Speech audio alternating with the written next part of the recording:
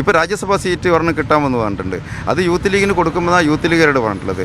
സംസ്ഥാന സെക്രട്ടറി സലാമിന് കൊടുക്കാമെന്ന് സലാമിനെ പറഞ്ഞ് സമാധാനിപ്പിച്ചിട്ടുള്ളത്. പ്രവാസി സംഘടനയ്ക്ക് കൊടുക്കാമെന്നാണ് അവരെ പറഞ്ഞ് സമാധാനിപ്പിച്ചിട്ടുള്ളത്. വനിതാ ലീഗിന് കൊടുക്കാമെന്ന് വനിതാരോട് പറഞ്ഞിട്ടുണ്ട്. ആകെ ഒരു സീറ്റാണ് കിട്ടാൻ പോകുന്നത്.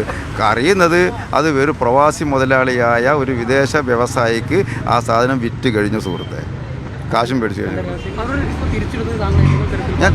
ഞാൻ സഹർഷം സ്വാഗതം ചെയ്യണത്. ആ തീരുമാനം വൈകി എന്നുള്ളതാണ്. പലതും കണ്ണ് തുറപ്പിക്കുന്നത് ഈ തിരിച്ചടി കിട്ടുമ്പോഴാണ് കണ്ണ് തുറപ്പിക്കുന്നത്. പൊന്നാനിയിലും മലപ്പുറത്തും കിട്ടാൻ പോകുന്ന തിരിച്ചടികൾ ഇപ്പം മനസ്സിലാക്കിയപ്പോൾ പാർട്ടി നേതൃത്വത്തിൻ്റെ കണ്ണ് തുറന്നതിൽ എനിക്ക് അതിയായ സന്തോഷമുണ്ട്. സഹർഷം സ്വാഗതം ചെയ്യുന്നുണ്ട്. അവരവിടെ ഉത്തരവാദപ്പെട്ട സ്ഥാനമാനങ്ങൾ അവർക്ക് കൊടുക്കണം. അവരവിടെ തന്നെ നല്ല പൊസിഷനിൽ നിന്ന് വർക്ക് ചെയ്യട്ടെ. നല്ല നല്ല കുട്ടികളാണ്, നല്ല ആത്മാർത്ഥതയുള്ള മക്കളാണ്. അവരെ ഉപയോഗപ്പെടുത്തേണ്ടതാണ്. അവരവിടെ നിൽക്കട്ടെ. അതിൽ സന്തോഷമേ ഉള്ളൂ. ഖേദം പ്രകടിപ്പിച്ചതുകൊണ്ടാണ് തിരിച്ചെടുത്തതെന്നാണ് പറയുന്നത്. മറ്റെന്തെങ്കിലും കാരണമുണ്ടോ? എന്ത് കാരണമാണെങ്കിലും അതൊക്കെ ചില കാര്യങ്ങളൊക്കെ ഉണ്ടായേക്കാം. ഇപ്പോൾ ഇഡിയുടെ കേസ് വരുന്നുണ്ട്, AR നഗർ കേസ് വരുന്നുണ്ട്. അതിലൊരാൾ AR നഗർ കേസിനെതിരെ കോടതിയിൽ പോയിട്ടുള്ള ആളാണ്.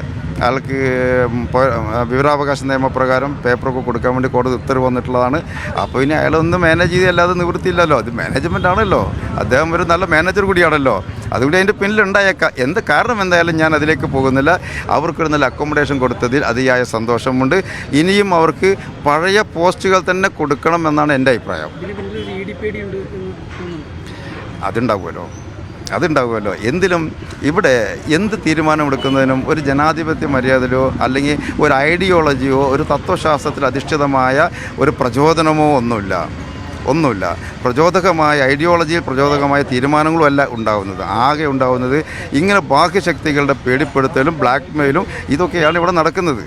അതുകൊണ്ടായി ഇതിന് പേരിലുണ്ടായേക്കാം. താങ്കളുടെ പ്രവർത്തനത്തെ യാതൊരു വിധത്തിലും ബാധിക്കില്ല. ഇവിടെ ഒരു ബാധം ബാധിക്കില്ല. ഇവിടെ അത് നമ്മുടെ പ്രവർത്തകർക്ക് കൂടുതൽ ഊർജ്ജം പകരുകയാണ്. പേടിപ്പിച്ചാൽ പേടിക്കുമെന്നിപ്പോൾ മനസ്സിലായല്ലോ. അത് നമ്മുടെ കൂടെയുള്ള ആളുകൾ ഉദ്ദേശിക്കുന്നത് കണ്ണ് തുറപ്പിക്കലാണ്. ഇപ്പോൾ രാജ്യസഭാ സീറ്റ് ഒരെണ്ണം കിട്ടാമെന്ന് പറഞ്ഞിട്ടുണ്ട്. അത് യൂത്ത് ലീഗിന് കൊടുക്കുമെന്നാണ് യൂത്ത് ലീഗുകാരോട് പറഞ്ഞിട്ടുള്ളത്. സംസ്ഥാന സെക്രട്ടറി സലാമിന് കൊടുക്കാമെന്ന് സലാമിനെ പറഞ്ഞ് സമാധാനിപ്പിച്ചിട്ടുള്ളത്. പ്രവാസി സംഘടനയ്ക്ക് കൊടുക്കാമെന്നാണ് അവരെ പറഞ്ഞ് സമാധാനിപ്പിച്ചിട്ടുള്ളത്. വനിതാ ലീഗിന് കൊടുക്കാമെന്ന് വനിതാരോട് പറഞ്ഞിട്ടുണ്ട്. ആകെ ഒരു സീറ്റാണ് കിട്ടാൻ പോകുന്നത്.